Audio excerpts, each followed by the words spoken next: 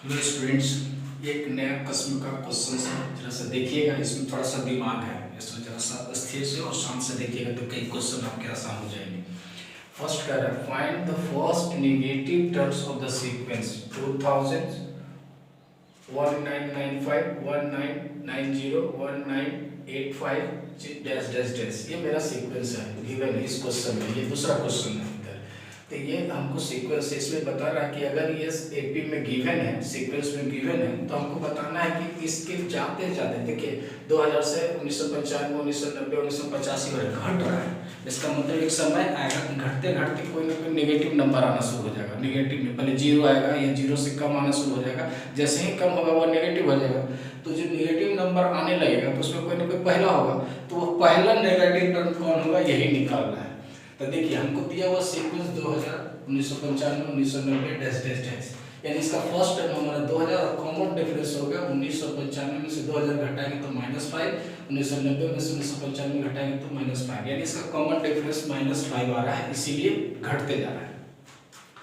First negative term हमको निकालना है, जो भी आएगा फर्स्ट टर्म, तो ऐसे करते करते करते पहले जीरो आएगा, उसके बाद आएगा, यानी जीरो के बाद ही आएगा तो नेगेटिव नंबर होगा। तो इसके लिए लिखा गया है कि इसका जो फर्स्ट नेगेटिव टर्म आएगा वो लेस देन जीरो होगा, जीरो से छोटा होगा। तो tn का वैल्यू हमको इस बराबर नहीं लिख सकते इसको, क्योंकि हमको लेस देन में लिखा है, एक्यूरेट वैल्यू नहीं दिया हुआ। तो tn लेस देन जीरो। अब tn लेस देन, इसका tn का वैल्यू होता है a plus n minus 1 into d. A के जगह पर 2000, n की जगह पर ये निकालना है कि कौन सा नेगेटिव होगा जीरो से।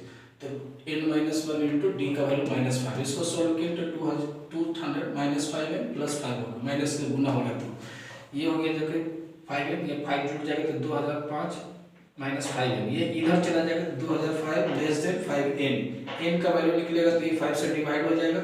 इस तरह से यहाँ पर क्वेश्चन उधर दूसरा है, यहाँ पर हो गया कितना, इसको 5 से डिवाइड करेंगे तो 401 लेस देन 9। अब जरा ध्यान देना, यही हमारा काम का चीज है। अगर n का वैल्यू लिखा क्या हुआ 401 छोटा होना चाहिए n से, इसका मतलब यहाँ पर कोई बड़ा वैल्यू डालेंगे तभी ना छोटा होगा। तो हम इसको 401 है, यहाँ 402 रख दिए, तो देखिए हो गया ना 401 छोटा हो गया 402 से।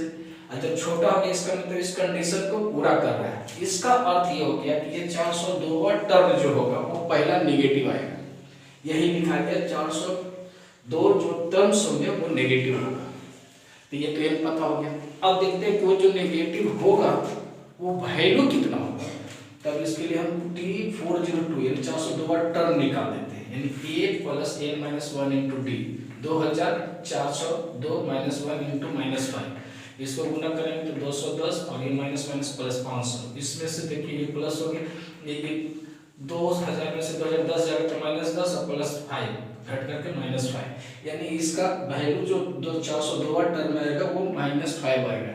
यानी इस तरह से आप लिखते चले जाइए 2000 1995 1990 करते करते करते करते पहला जो नेगेटिव वैल्यू आएगा वो -5 का आएगा, उसके बाद सारा का सारा नेगेटिव ही आते चला जाएगा। ये क्वेश्चन का मतलब। एक और बहुत ही इंपॉर्टेंट चीज है जिसमें आपको थोड़ा विशेष ध्यान देने की जरूरत है।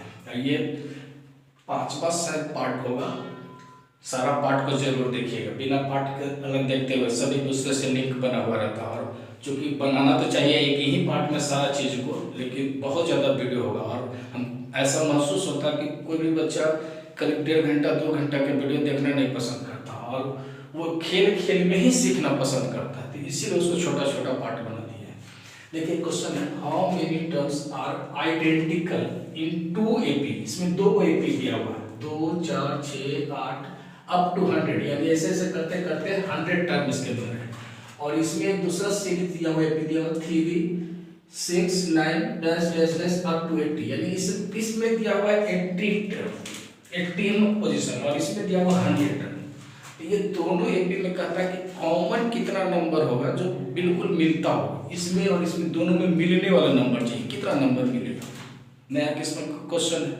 देखिए फर्स्ट जो हमारा सीक्वेंस 2 4 6 8 है, इसका पहला टर्म है जाकर के 2, और इसका जो n दिया हुआ है वो 100, अब बोल रहा है कि 100 टर्म, तो हमको n की जगह पर 100 डाल दिए, tn में 100वां टर्म निकालने के आखिर इसका 100वां टर्म कौन सा होगा। और इसका कॉमन डिफरेंस 2 है तो 2 डाल दिए, सॉल्व किया तो 99 हो जाएगा, मल्टीप्लाई हो तो 198 हो जाएगा, और इस तरह से इसका 200 है। यानी अगर हमको 100वां टर्म इस पहले एपी का निकालते हैं तो उसका 200 आता है। यानी ऐसे लिखा है 2 4 6 8 10 10 करते करते 100वां टर्म पर 200 आएगा।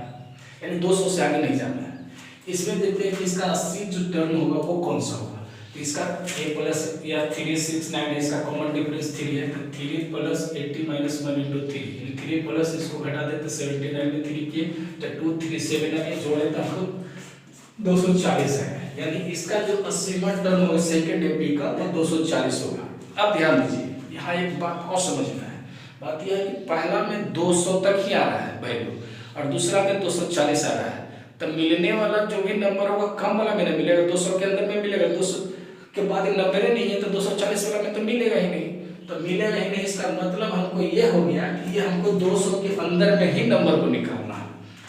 चलिए तब निकालना है कि आइडेंटिकल टर्म कौन कौन होगा। तो आइडेंटिकल टर्म में जो दोनों में मिलना चाहिए, यानी 2 का दिया हुआ 246 और 3 का दिया 369, यानी ये चल रहा है एक मल्टीपल के रूप में चल रहा है। इसका मतलब 2 और 3 का जो एलसीएम होगा 6 होगा, यानी 6 के रूप में मल्टीपल कर देखिए इसका 6 मिलेगा इसमें, इसके बाद इसको करेगा 6 2 12 और कोई नहीं मिलेगा, 8 10 ऐसे आता जाएगा, तो इसमें आएगा 12 कहीं पर आएगा, तो इसमें भी 12 आ जाएगा, यानी 12 यानी 6 के मल्टीपल के रूप में हमको कॉमन मिल रहा है। यानी इसका जो आइडेंटिकल टर्म होगा 6 12 18 यानी इस तरह से हमको मिल रहा है।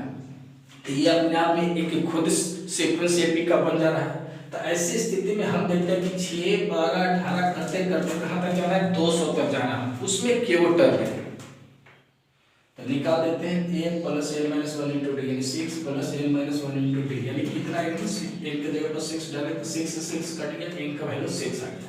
यानी आइडेंटिकल टर्म हमको 6 आ गया, ये आइडेंटिकल टर्म। और ये आइडेंटिकल टर्म कितना होना चाहिए, या तो 200 होना चाहिए, 200 तक में आना चाहिए, या 200 से कम आना चाहिए। 200 से ज्यादा होगा तो मिलेगा ही नहीं, एक में आएगा दूसरे में आएगा ही नहीं।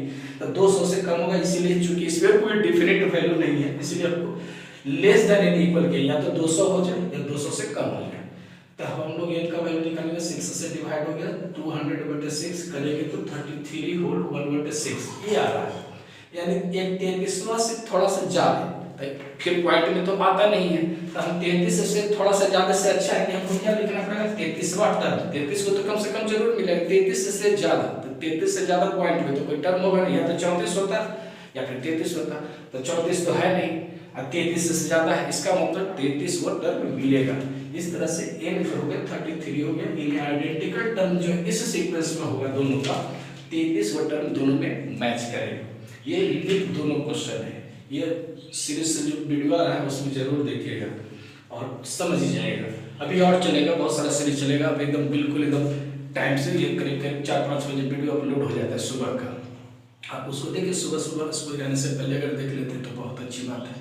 और थोड़ा सा हेल्प हमको भी जरूर कर दीजिएगा, नया यूट्यूबर्स है तो थोड़ा सा बहुत लगता है कि बनाए कुछ मिल नहीं रहा है, ठीक।